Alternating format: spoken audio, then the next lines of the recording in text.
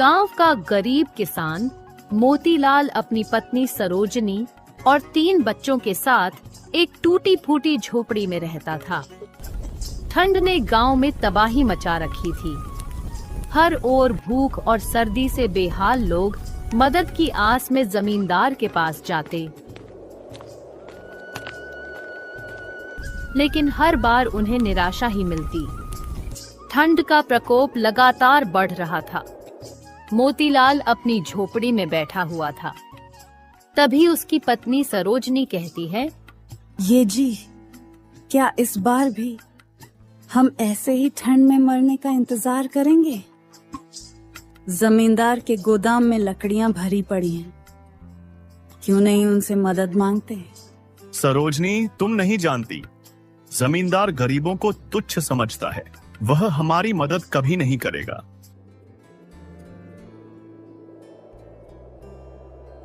भैरवपुर गांव के जमींदार राजेश्वर सिंह अपनी दौलत और ताकत पर बेहद घमंड करता था।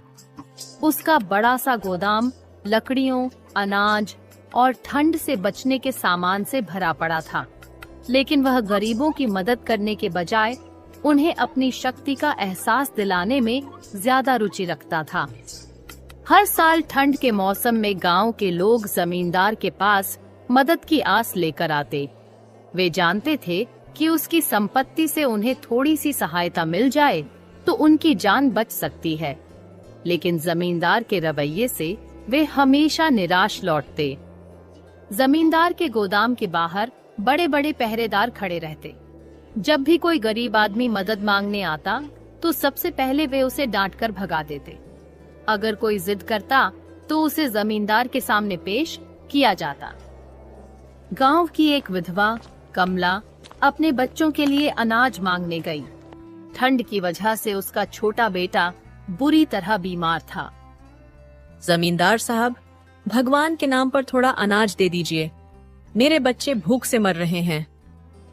तुम्हारे बच्चे मरते हैं तो मुझे क्या, मेहनत मजदूरी करके खाना खाओ। साहब, इस ठंड में काम कैसे करूं? मेरी छोटी सी झोपड़ी में आग जलाने को लकड़ी भी नहीं है। अगर लकड़ी चाहिए तो मेरे खेतों में तुम्हें काम करना होगा। कमला चुपचाप आंसू बहाते हुए लौट गई। उसके बच्चे भूख और ठंड के मारे मर गए, लेकिन जमींदार का दिल नहीं पसीजा। एक और किसान हरि ने साहूकार से कर्ज लेकर जमींदार के खेत में काम किया था।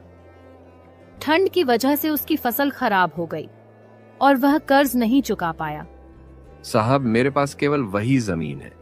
अगर वह भी ले लोगे तो मैं अपने बच्चों को कहां लेकर जाऊंगा? मुझे परवाह नहीं, अगर पैसे नहीं दिए तो मैं तुम्हें और तुम्हारे परिवार को गांव से बाहर फेंक दूंगा। जमींदार की निर्दयता यहीं तक सीमित नहीं थी। उसके गोदाम में इतनी लकड़ी थी कि वह पूरे गांव को ठंड से बचा सकता था, लेकिन वह गरीबों की मदद करने के बजाय ठंड में उनका मजाक उड़ाता। गांव के कुछ लोग एक दिन गोदाम के बाहर खड़े होकर उससे मदद की गुहार लगा रहे थे। जमींदार साहब, ठंड में हमारे पास आग जलाने के लिए लकड़ी नहीं है, कृपा करके कुछ लकड़ी दे दीजिए। तुम लोग हर साल ठंड में रोने आते हो, क्या तुम्हें नहीं पता कि ठंड में खुद को कैसे बचाना चाहिए? साहब, हमारे पास कुछ भी नहीं है, आप ही हमारी मदद कर सकते हैं। अगर लकड़ी चाहिए तो पहले मेरे गोदाम के बाहर बर्फ साफ करो, उसके बाद में कुछ मिलेगा। गांव वाले